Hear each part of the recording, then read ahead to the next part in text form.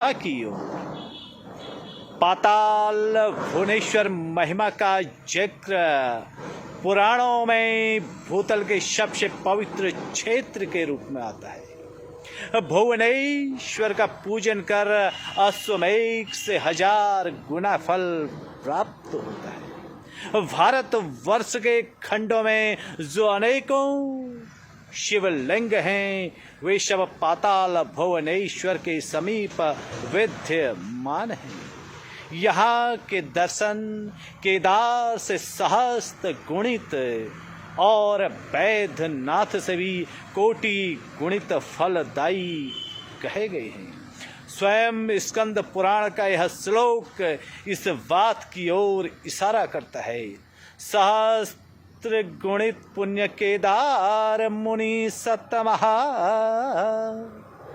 वैद्यनाथम कोटि गुण कैलास सांद्र सम फलमः। भूमंडल के इस सर्वप्रधान क्षेत्र में बद्री व केदार दोनों के ही दर्शन होते हैं। भगवान शिव की लीला अवर्णनीय है, उसका वर्णन नहीं किया जा सकता है। बाबा केदारनाथ जी की महिमा के प्रसंग में भी भगवान भुवनेश्वर नाथ जी का बड़ा सुंदर जिक्र आता है। जब जब भी भुवनेश्वर नाथ जी की कथा प्रसारित होगी, तब तब भुवनेश्वर भक्त राजा ऋतुपर्ण रामचंद्र जी के पूर्वज श्री रामचंद्र जी के पूर्वज राजा ऋतुपर्ण याद किए जाते रहेंगे। महर्षि भृग के अनुसार पाताल भुवनेश्वर सब क्षेत्रों में प्रमुख है। कहा भी है, पाताल भुवनेश्य क्षेत्र में तम प्रतिष्ठिम सर्वेभ्य क्षेत्र मुख्येभ्य क्षेत्र में तदा विशिष्यते। इस क्षेत्र के दर्शन का सौभाग्य पुराणों के अनुसार सबसे पहले राजा ऋतुपर्ण को प्राप्त हुआ। सूर्यवंशी राजाओं में राजा ऋतुपर्ण 50वें राजा थे। ये श्री रामचंद्र जी के पूर्वज महान धर्मात्मा राजा सुदास के दादा, सर्वकाम के पिता, सिंधुदीप के पौत्र राजा अयुतायुष के पुत्र थे। इनका चरित्र सुनने व पढ़ने वाला व्यक्ति इस लोक में कीर्ति को पाकर शिवलोक को प्राप्त करते हैं। कलयुग में तो इनका श्रवण समस्त पापों से छुटकारा दिलाने वाला है। स्वयं महर्षि व्यास जी कहते हैं, ऋतुपर्णस्य हो राजर्षि कीर्तनम हो कली नाशनम हो।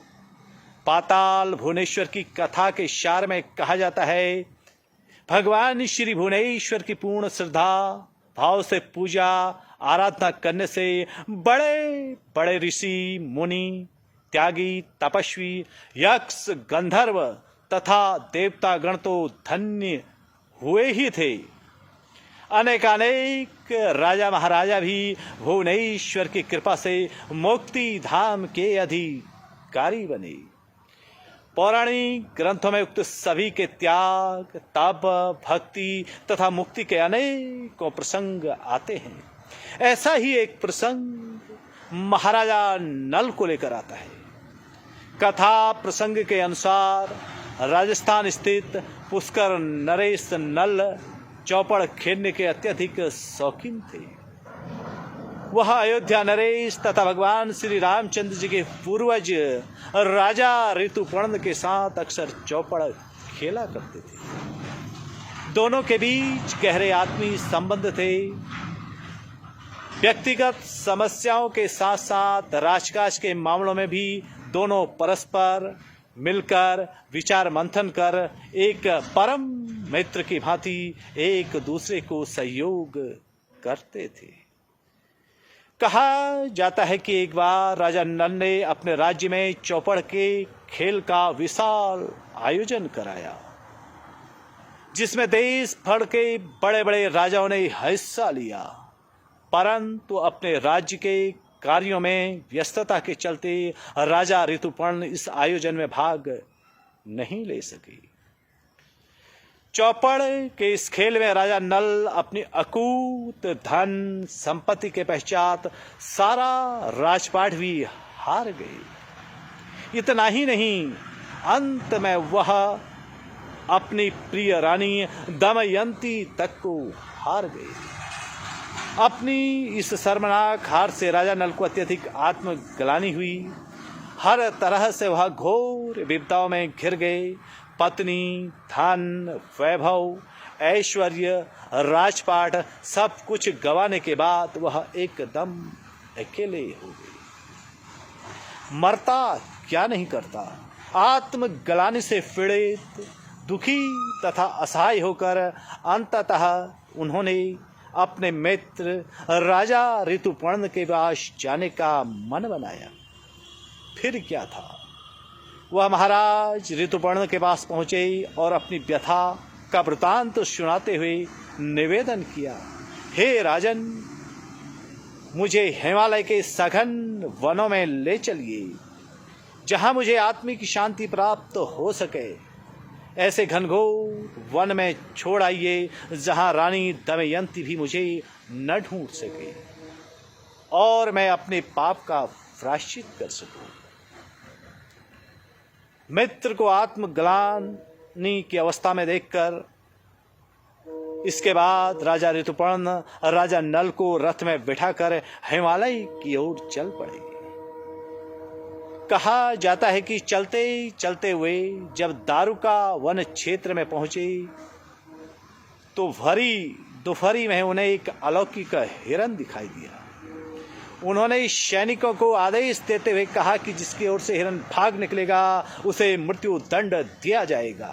संयोगवश हिरन राजा की ओर से ही भाग निकला।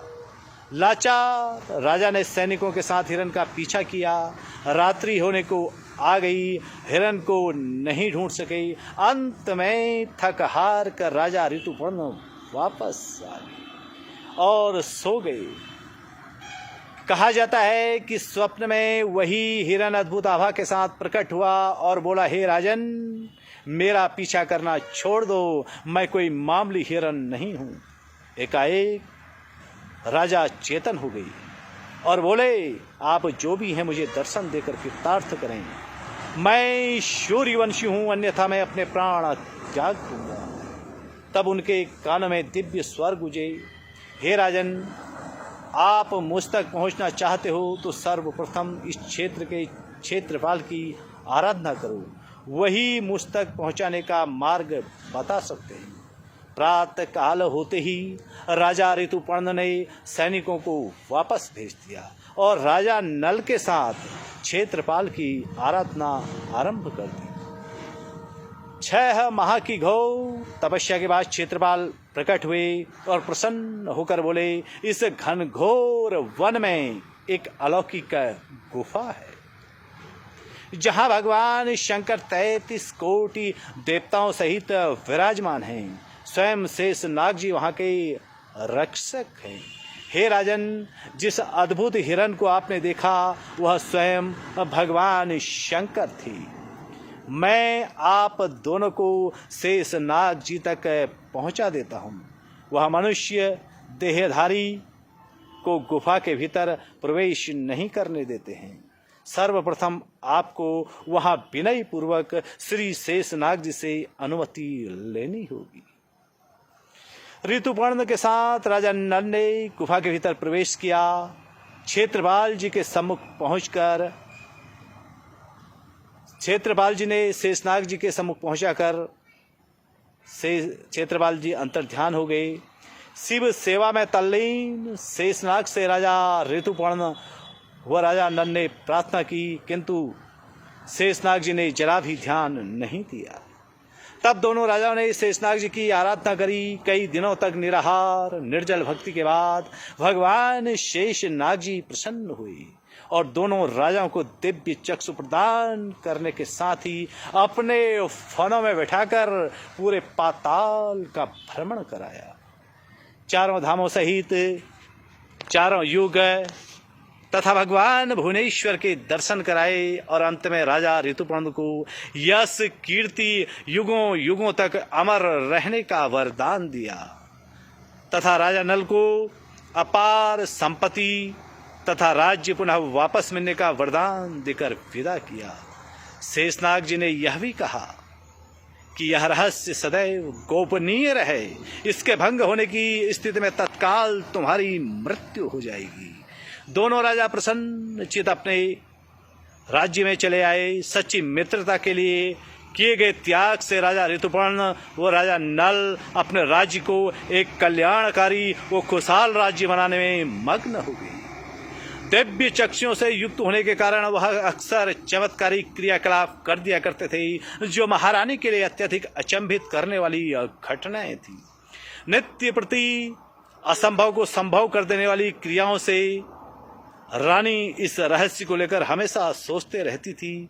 इतने लंबे समय तक राजा कहाँ कहाँ रहे, यह चमत्कारिक सिद्धि इन्होंने कैसे प्राप्त की, यह अकूत धन संपत्ति कहाँ से आई, इस तरह के ना जाने कितने ही प्रश्न उनके मन मस्तिष्क में गौंधते रहते थे। कई बार रानी ने जानने की कोशिश की, परंतु राजा सदैव टालते रहे। राजा ने रानी को सिर्फ इतना ही बताया कि रहस्य उजागर करने की स्थिति में तत्काल मेरी मृत्यु हो जाएगी।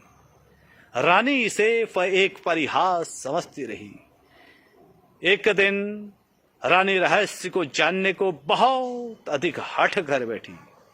अंततः राजा को रानी के समक्ष झुकना ही पड़ा।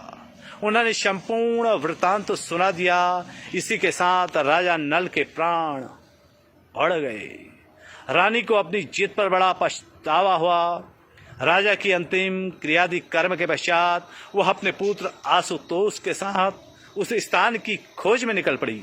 महीनों खोज के बाद आखिर रानी दमयंती श्री पाताल भुवनेश्वर की इस अलौकिक गुफा तक पहुंच गई। देवदार के घने वन में कटीली झाड़ियों से घिरे इस गुफा के भीतर रानी किसी तरह प्रवेश कर गई और यहाँ की दिव्य आभा से आनंदित हो उठी। पाताल के दुर्गम वो दुर्जयी मार्ग होने से रानी यहाँ अधिक समय तक नहीं ठहर सकी और भगवान भुवनेश्वर को कोटि कोटि नमन कर राजधानी वापस लौट आई। रानी ने सारा वृत्तांत व्यास जी को सुनाया, जिसका वर्णन उन्होंने पुराणों में किया। यद्यपि पौराणिक काल के बाद दीर्घ काल तक यह स्थान गोपनीय रहा। पुराणों के गहन अध्ययन के पश्चात आदि जगत गुरु श्री शंकराचार्य जी ने इस गुफा को खोजा और यहाँ विद्यमान शिव शक्ति को तावे से नवाजकर केलित किया। कालांतर में चंद राजवंश के राजा लक्ष्मी चंद ने इस गुफा का महिमा गान कर आम लोगों में प्रसिद्धि दिलाई। शंकराचार्य जी द्वारा बनाई गई एक ठोस व्यवस्था के अनुरूप इस पवित्र गुफा में पूजन हवन यज्ञादि धार्मिक अनुष्ठान होने लगे तथा आध्यात्म पथ के अनुरागी यहाँ भुवनेश्वर के दर्शन कर स्वयं का जीवन सार्थक करते आए हैं। यह पुनीत परंपरा आज भी चली आ रही है। कहा जाता है कि आदि शक्ति भगवती काली तथा देवाधिदेव महादेव की प्रेरणा व कृपा से ही भुवनेश्वर के दर्शन का सौभाग्य मनुष्य को प्राप्त होता है। पाताल भुवनेश्वर की इसी गुफा में राजा ऋतुपर्ण ने केदारनाथ जी के भी दर्शन किए थे। इस गुफा के भीतर पंचबद्री पंच केदार सहित ब्रह्मांड में स्थित अनंत कोटि तीर्थों के दर्शन होते हैं। अयोध्या के राजा ऋतुपर्ण एक ऐसे सौभाग्यशाली राजा हुए जिन्हें पाताल भुवनेश्वर के भीतर केदार मंडल के दर्शन हुए। शेष नाग जी की कृपा से केदार मंडल के पाताल भुवनेश्वर में दर्शन कर राजा ऋतुपर्ण कृतार्थ हुए थे। इस विषय में स्कंद पुराण में कहा गया है, पुराण पुरुषम वैष्णु प्रणभ्यम स पुनः पुनः शेष नागा गुणो राजा यमो केदार मंडलम। यहाँ उन्होंने केदारनाथ के पास भक्त राजा केदार के भी दर्शन किए।